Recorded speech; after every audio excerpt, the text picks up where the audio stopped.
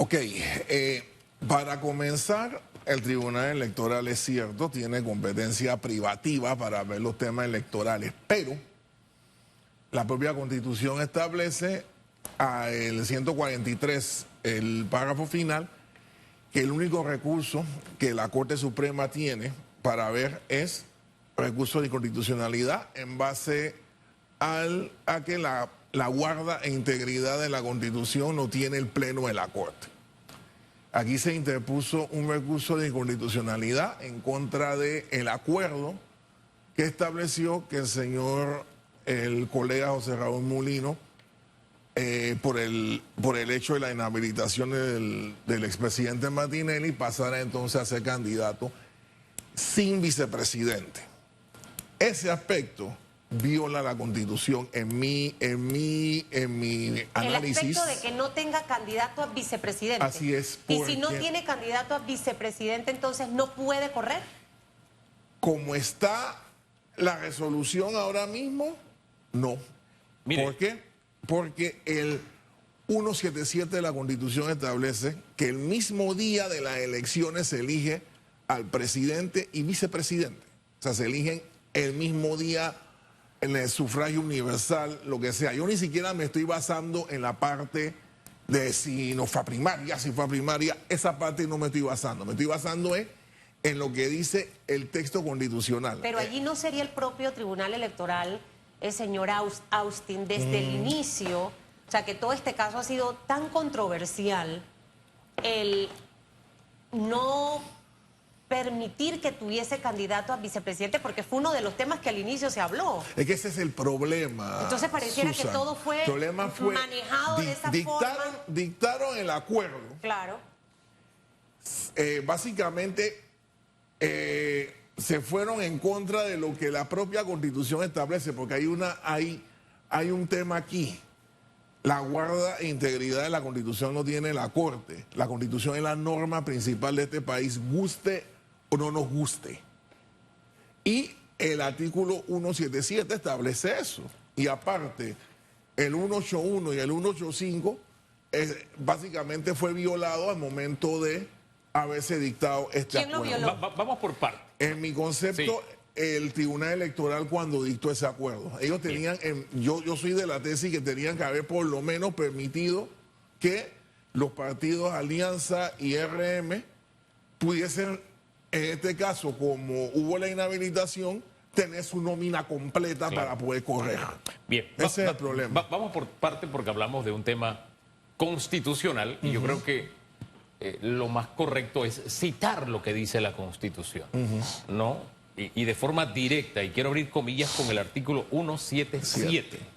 Y aquí cito un escrito de un constitucionalista que no habla todos los días, que muy ocasionalmente levanta la mano y emite una opinión, es el doctor Carlos Bolívar Pedreschi, que es el constitucionalista por excelencia en Panamá por sus años de experiencia. Cuando él levanta la voz, yo me tomo el trabajo de leer sus escritos precisamente por lo que significan las canas acumuladas en el ejercicio del periodismo, digo, del derecho.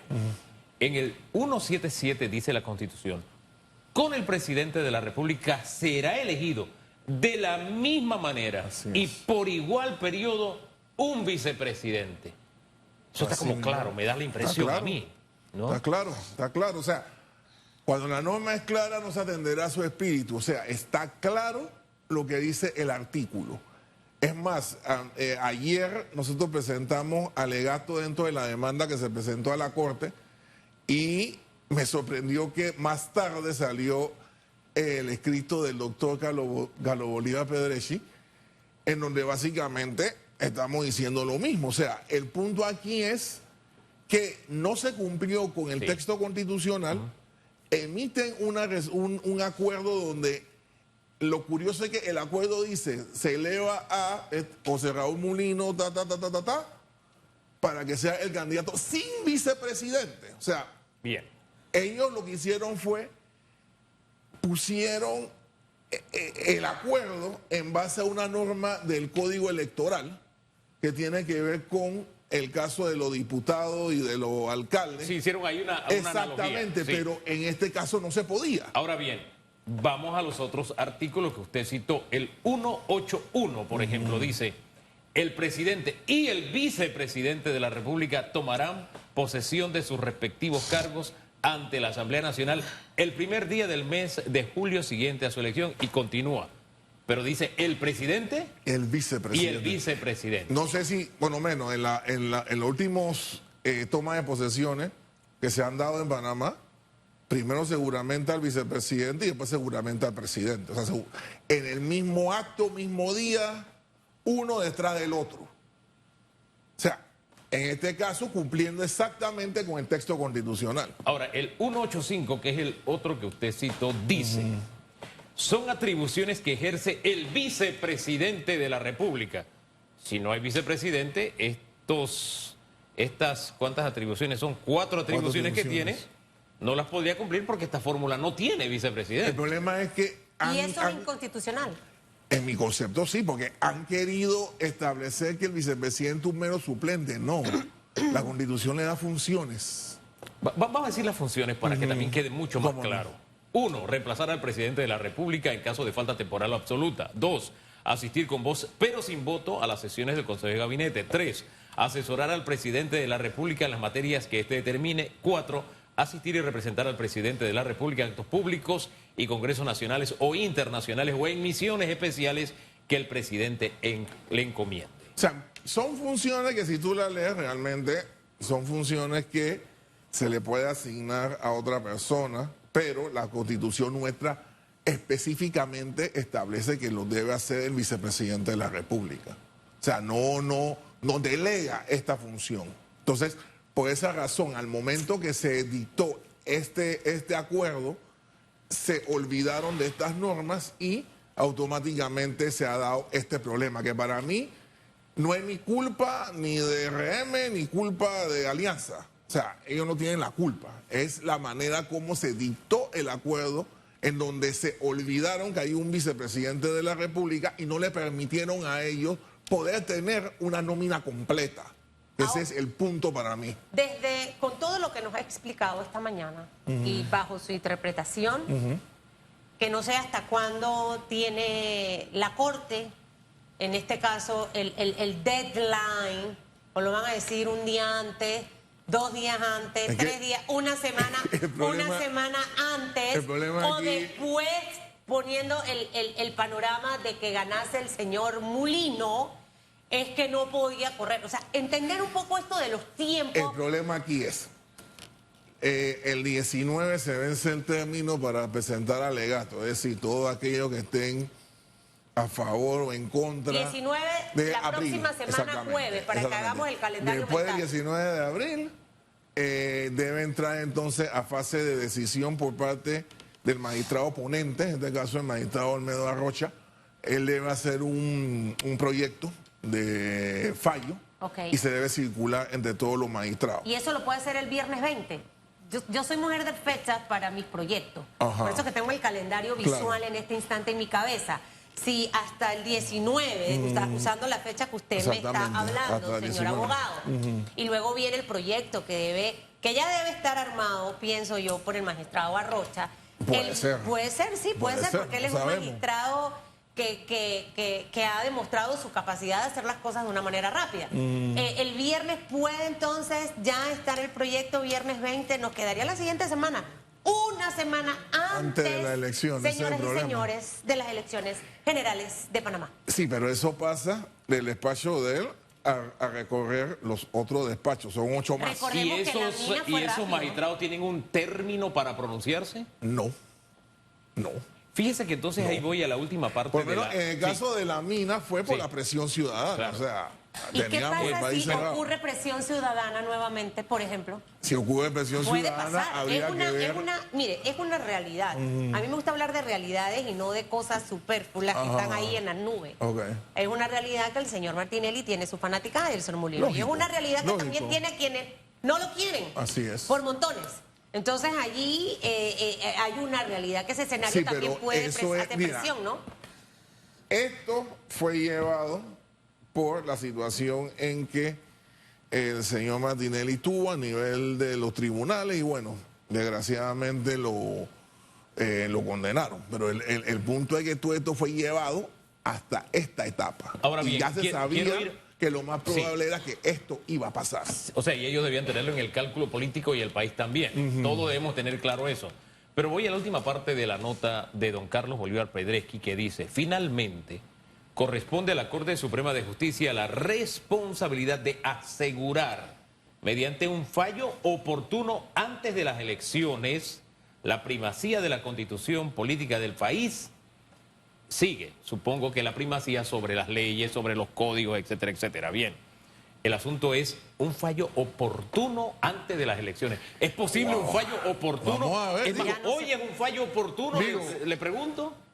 ¿Hoy sería un fallo En mi oportuno? opinión, no, pero Se tiene que hacer.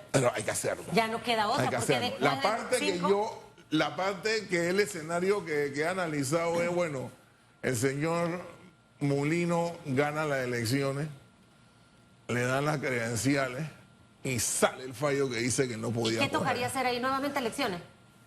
Ahí habría, Y eso ahí es- entonces entraría Imagínese. a la rema del Tribunal Electoral para Más determinar qué presupuesto. ocurre, porque en ese caso, si el fallo sale y se dice que él no podía correr, automáticamente habría una nulidad de todo lo actuado. Entonces, esa es la parte que yo pienso que, o sea, yo he tenido muchos colegas que me han dicho, pero Austin, la democracia debe primar sobre el derecho. Yo digo, pero debe ser en conjunto. Claro. Porque tú no puedes tener un país que se practica la democracia si no existe lo que se llama un Estado de Derecho, lo que los anglosajones llaman the rule of law. O sea, tú no puedes tener un país así. Y Ahora, la- hay quienes dicen, debe decidir la población, no los magistrados. Ese principio, ¿cómo lo toma usted? En concepto no, porque la Constitución es clara. O sea, la guarda de integridad de la Constitución lo tiene la Corte.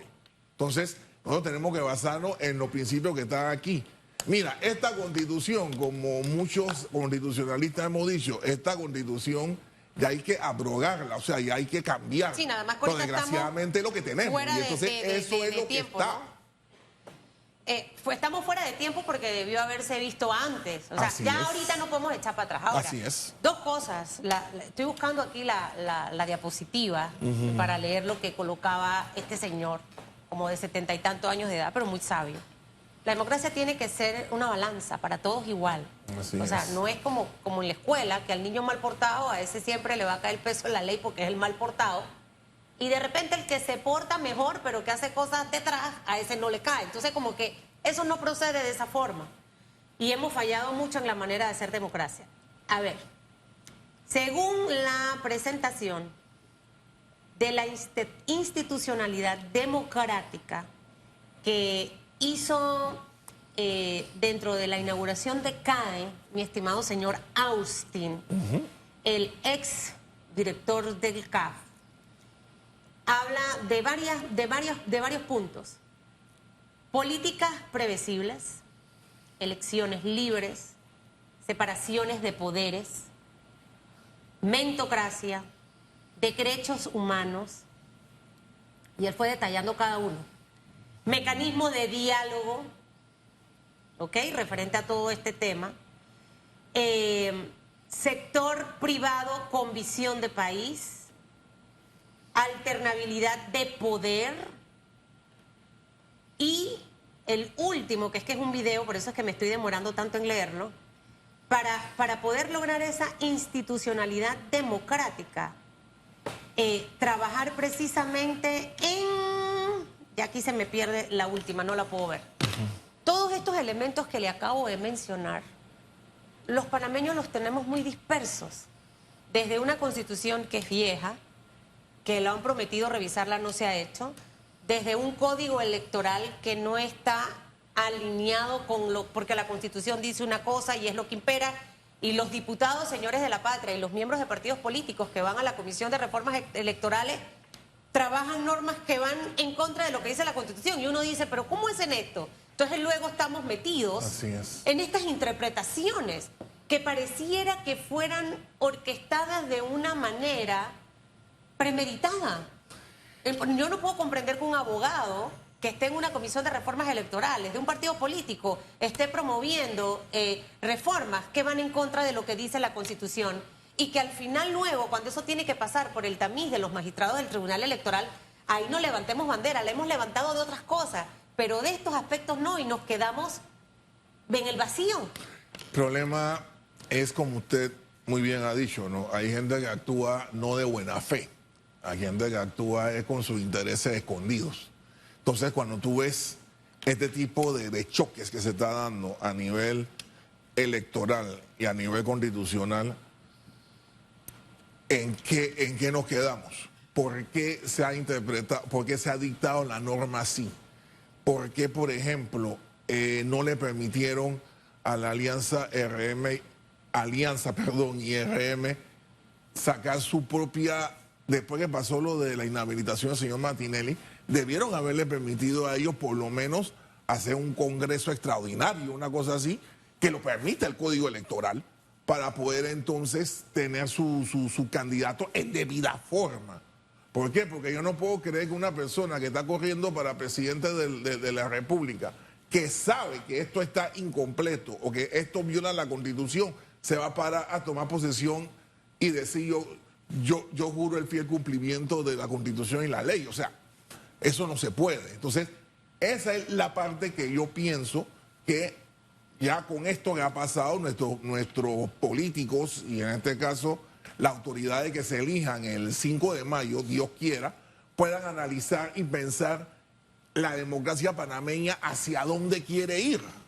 Mire, en esa línea de la democracia hacia dónde quiere ir, yo tengo, no sé, cuando vienen discusiones como estas, yo entro en serias dudas. Por ejemplo, cuando la Asamblea toma una decisión al margen de la Constitución, yo me digo, espérate, tiene tantos abogados allí y algunos son diputados. ¿Cómo es que nadie levantó la mano y dijo, oye, cuidado, esto viola la Constitución? Por ahí no, ese no es el camino. No, el problema... Pero que esto ocurra en un tribunal electoral, eso a mí me preocupa, porque al final se trata de una decisión, sí, del ente que interpreta las leyes y las normas electorales, pero no interpreta la Constitución. No. Pero cuando se me presentan argumentos como los que usted ha traído esta mañana, los de Carlos Bolívar Pedreschi, entonces yo me quedo pensando, espérate, ¿cómo es que ellos siendo abogados y teniendo todo un ejército de abogados, nadie levantó la mano y le dijo, ojo con este peligro? Esto pone en riesgo la democracia, porque uno se pone a pensar, ¿qué pone más en riesgo la democracia? ¿Que esto lo tenga que decidir la Corte dentro de unos días o que se haya tomado una decisión al margen de la Constitución? ¿Qué es más riesgoso para la democracia? Entonces ahí es donde yo digo, ¿cómo es posible que se tomen decisiones que no midan los riesgos si puede por lo menos tocar, rozar la Constitución? Ni siquiera violarla, rozarla nada más. Sí, pero Hugo, el punto aquí es, no sé si ustedes se acuerdan, el día que salió ese acuerdo, se demoraron como 10 horas. Entonces, Sí. se demoraron 10 horas y salió el acuerdo con la resolución. La parte que a mí más me preocupa no es tanto la manera como se hizo, sino la forma como se hizo. O sea, se hizo de esta manera, se le preguntó a los magistrados ellos interpretan que es cierto, ellos son los que tienen la competencia privativa en materia electoral. Ojo, pero no puede ir en contra de lo que diga la norma constitucional. Entonces, en ese caso, lo que muchos, en especial en la Asamblea, dicen, bueno, nosotros vamos a aprobar la ley, que vaya a la Corte y que la Corte decida. Pero mientras tanto, los daños y perjuicios causados por una ley injusta o una ley mal aprobada o una ley que no llena la expectativa de la población va a seguir. Entonces, Totalmente. ese es el punto, que aquí lo que quieren hacer es judicializar los problemas de la población a beneficio de las personas que estén interesadas en que siga. Punto. Porque muchos dicen, no, hombre, eso va a la Corte y la Corte se va a demorar. Eso es lo que decía la gente de la mina. Mira lo que pasó. Mira lo que pasó. Sí, O así sea, es. la gente que estaba apoyando la mina, que por cierto todavía huele ahí a que quieren volver a Panamá a seguir con el negocio, ellos apostaban a eso, no, hombre, eso, la Corte se va a demorar como 3 años, como pasó con el primer fallo de la mina, que demoró un montón de tiempo. Bueno, Y en este episodio ya del juego en que nos encontramos, ¿qué es lo más sano para la democracia? Independientemente de que se falle, que es o que no es inconstitucional. Lo más sano para la democracia es poder aplicar y actuar con reglas claras. Si no tenemos reglas claras o no tenemos el fiel cumplimiento de lo que dicen nuestras normas, vamos a seguir teniendo lo que está pasando y vamos a seguir siendo considerados un banana republic. Aquí nos acaban de quitar el grado de inversión.